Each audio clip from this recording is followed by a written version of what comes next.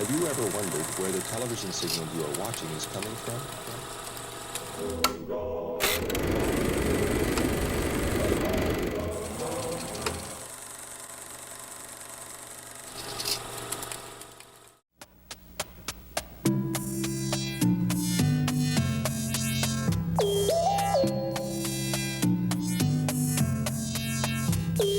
From the MPBN studios in Orono, Maine, this is the News Machine for the week of January 24th, 1977, with editor and chief reporter Joan Young.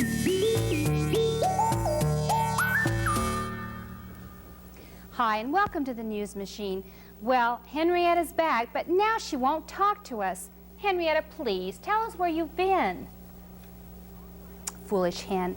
All right, then, we'll just go on with the show without you. Our first report today is a follow-up on the permanent display in this Maine State Museum. Last week you saw all the lumber and pipes and construction underneath.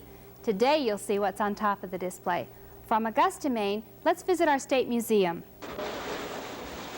Isn't this a pleasant woodsy setting? And just think, you can see this pleasant woodsy setting in the permanent display at the Maine State Museum. I'd like you to meet Gary Hoyle, who's been working on this display for some months now, and he's going to let us in on some secrets about it. Now, you must realize that part of it is real, but part of it can't be real. And Gary's probably one of the few people who'll ever know which is real and which isn't. Well, thank you very much. I hope that's true. The rocks, most of the things that you see around here are artificial. The stream that I'm standing in happens to have real rocks because we're a little bit concerned about the possible abrasion of water over any synthetic substance. It's apt to wear off the paint, or it may wear off the material itself. But this rock I'm sitting on isn't real, is it? No, it isn't. Most of our rocks outside of the stream are actually made up artificially. We use burlap and plaster on many of these. Then over the burlap and plaster, we sculpt with a cement-like material.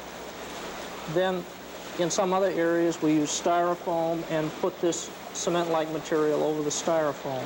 The dried grasses are fine to use away from water, but if we use anything in conjunction with water, we have to make it up artificially because the real grass is going to mold and decay, and it just wouldn't last very long. So what we do is to take a sheet of plastic, we cut the plastic in strips with a knife to look like blades of grass, and then we make little clumps of grass out of these pieces of plastic.